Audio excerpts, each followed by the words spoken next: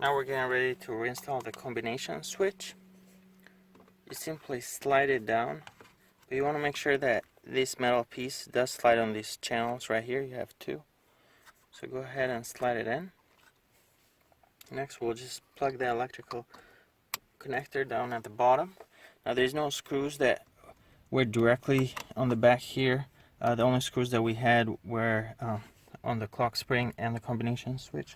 So we'll go ahead and install the combination switch. You just press it in till you hear it lock, and it locks here and on the other side.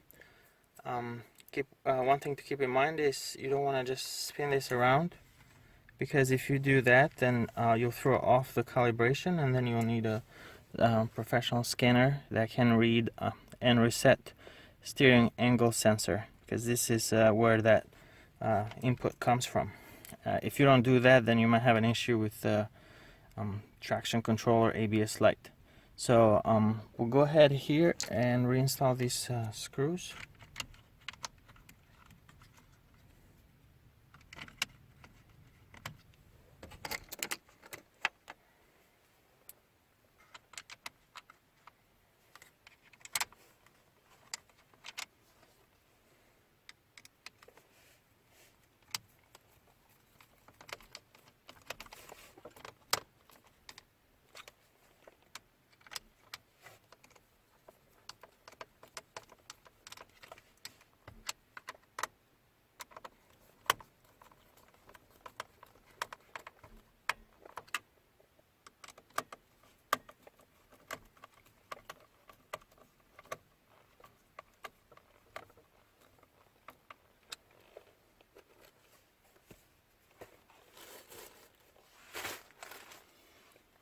The next step is to connect these wires down here. We have a few of them, so this first one goes right there. I just press it until it locks in place.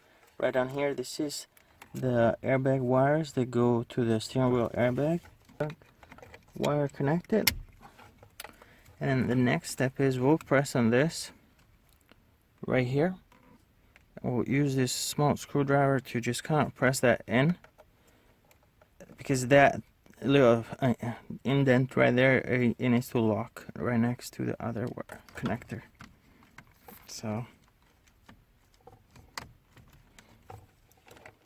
we'll reinsert it. Now I'm pushing the screwdriver and pushing that in, and look at that. That's it.